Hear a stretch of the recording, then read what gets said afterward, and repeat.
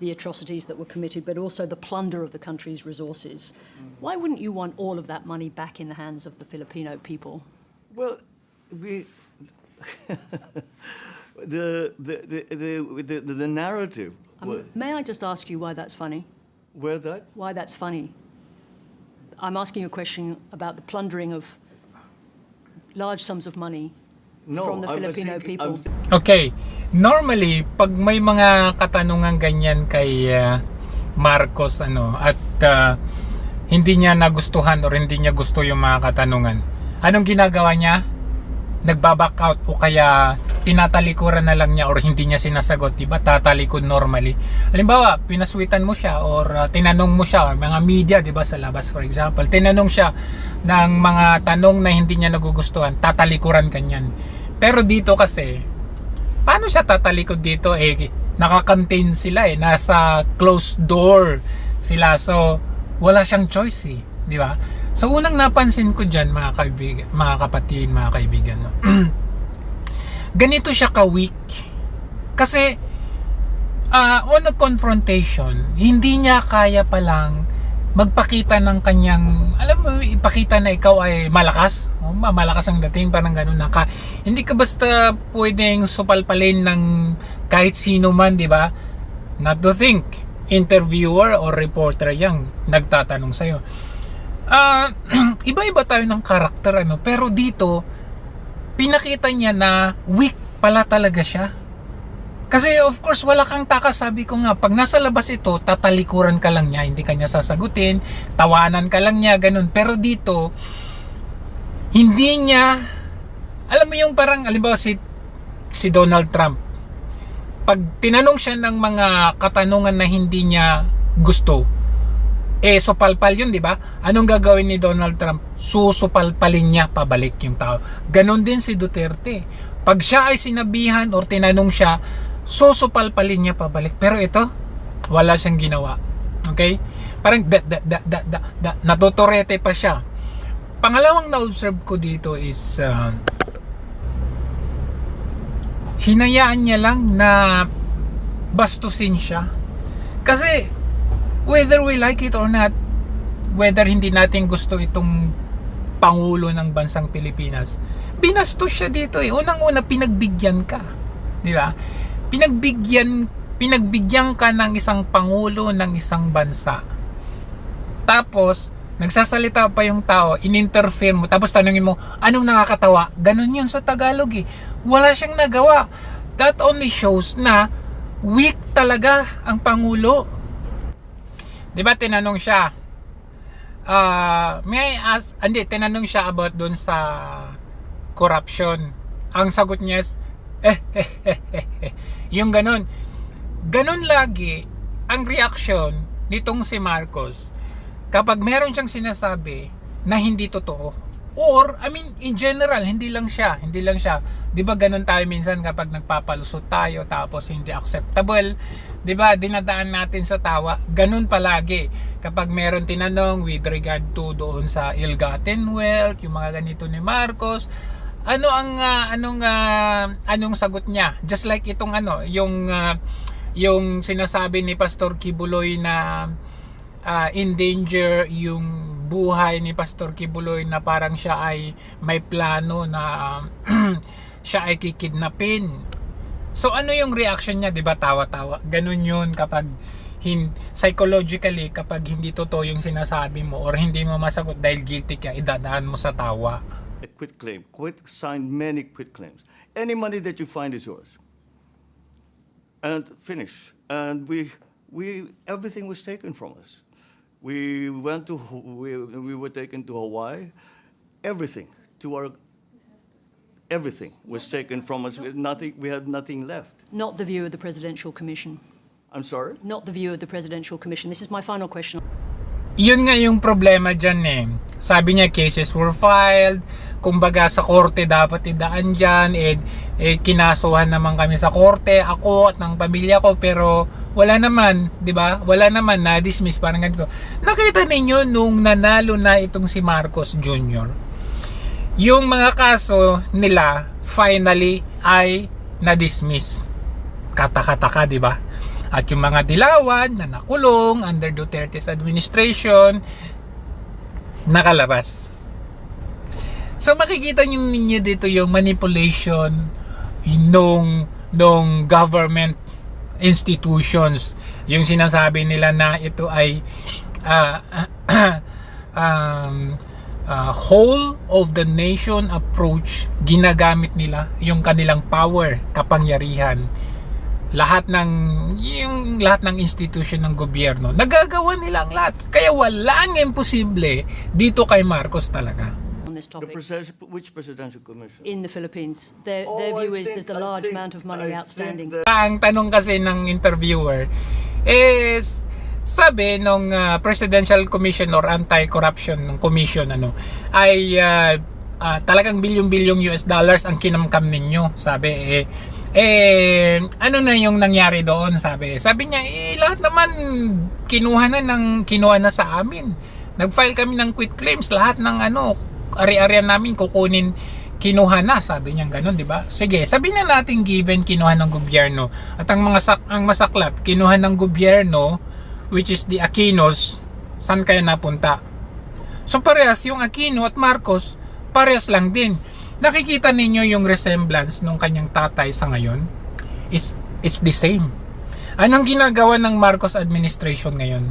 Kinakamkam ang pondo, ang pera ng taong bayan. Kaya nga, kung hindi matatapos ang gobyernong ito ngayon, malamang pagkatapos ng kanyang termino, at yan kung matatapos in 6 years, baka nga dadagdagan nila no?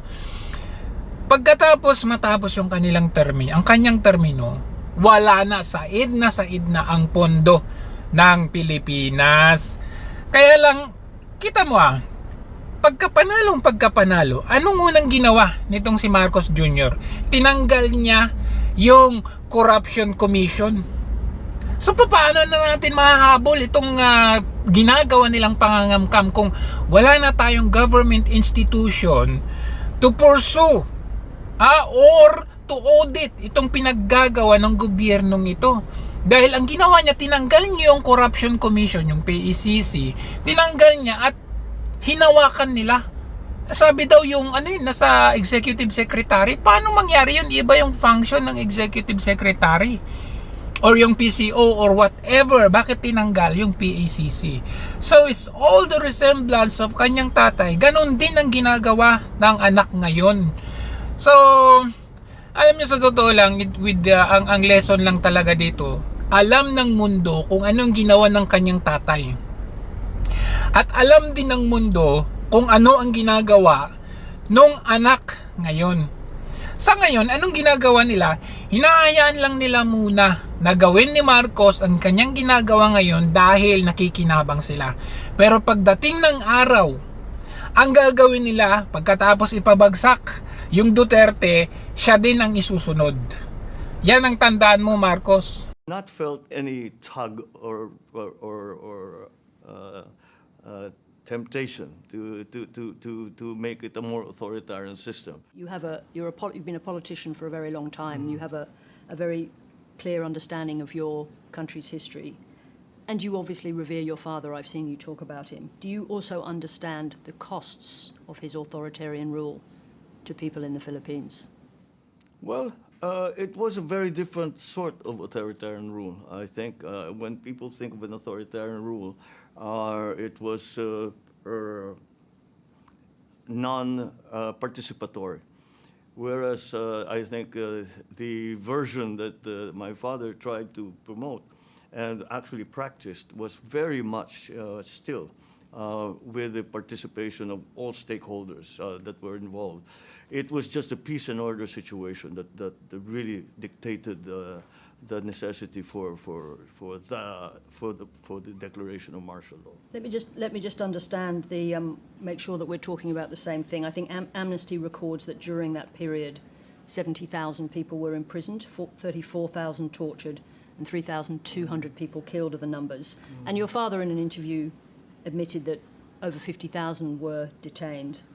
So I just want to ask you again, do you accept that there was a human cost Oh, yes. to that rule? There always is. It was war.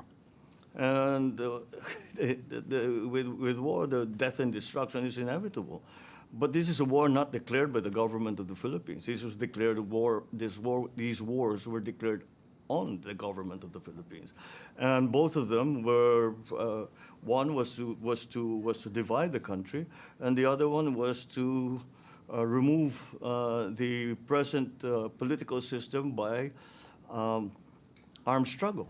There is one series of questions that comes up in relation to your father's time, which is of course the question of corruption, which became wholly associated with the Philippines for a long period of time.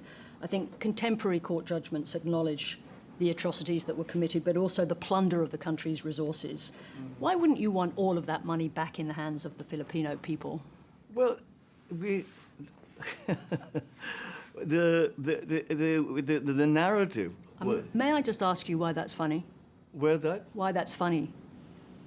I'm asking you a question about the plundering of large sums of money from the Filipino people. I'm thinking that maintains, that idea maintains, because I take exception to many of the assertions that have been made, and I think